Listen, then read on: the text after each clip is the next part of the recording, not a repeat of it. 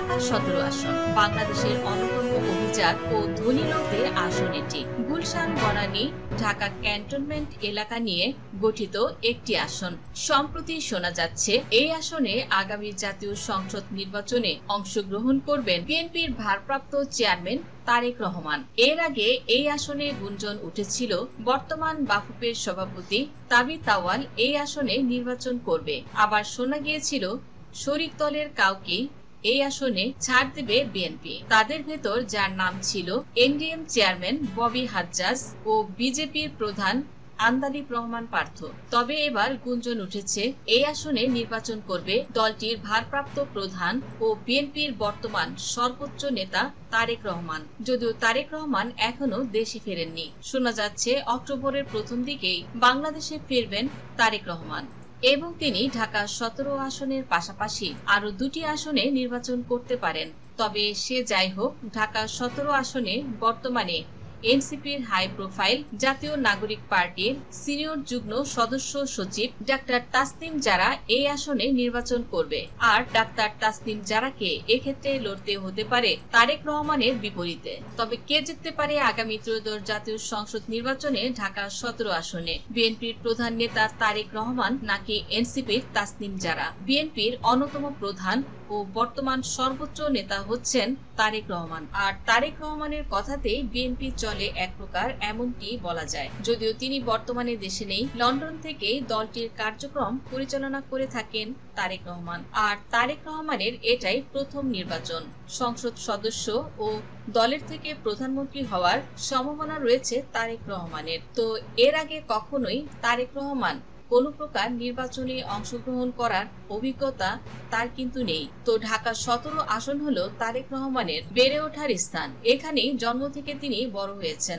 আর অভিজাত এলাকা হিসেবে এই আসনে দলের প্রধান নেতাকে এই আসনের জন্য জনগণ অবশ্যই তারেক রহমানকে সাপোর্ট ও ভোট দেবে। তারেক রহমানের মতো যোগ্য নেতা ও বিএনপির প্রধান নেতা এই আসনে নির্বাচন করবে এবং এই স্থান তারেক রহমানের যেহেতু বেড়ে ওঠার স্থান, আর সেই হিসেবে তার অ্যাডভান্টেজ অবশ্যই বেশি। আর নিঃসন্দেহে বলা যেতে পারে এই আসনে তারেক রহমান বড় ধরনের একটা জয় অবশ্যই পাবে। তো যদি তিনি নির্বাচন করেন এই আসন থেকে, তারেক রহমানের জনপ্রিয়তা শুধু বিএনপিতে নয়, অন্য দলের মানুষ ও সাধারণ জনগণের কাছে তারেক রহমানের গ্রহণযোগ্যতা কখনোই ভাটা পড়েনি।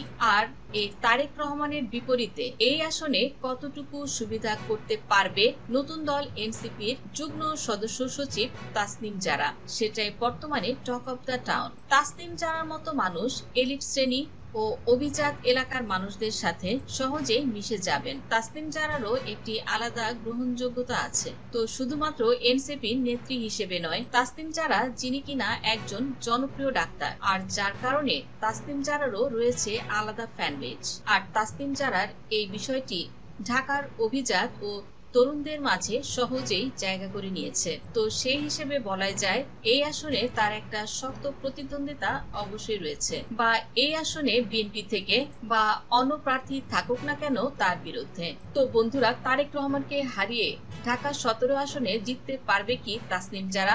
এটা বলা কিন্তু খুবই দুষ্কর। কারণ তারেক রহমান যদি এই আসনে সত্যি নির্বাচন করে, তাহলে তাসনিম জারার সাপোর্ট অনেকটাই কমে যেতে পারে। কারণ একজন দলীয় প্রধান এবং বিএনপির মতো বড় দলের নেতা, যারা কিনা তিনবার সরকার গঠন করেছে, আর বিএনপির নিজস্ব আসন বলা যায় ঢাকা ১৭।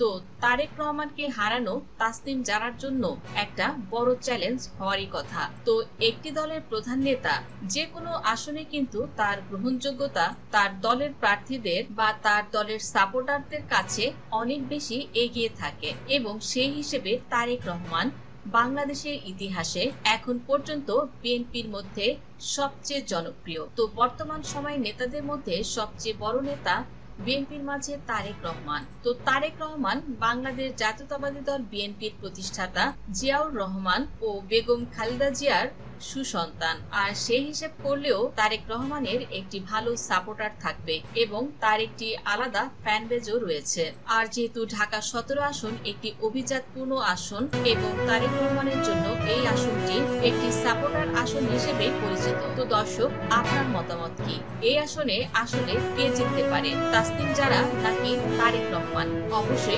কমেন্ট করে জানান।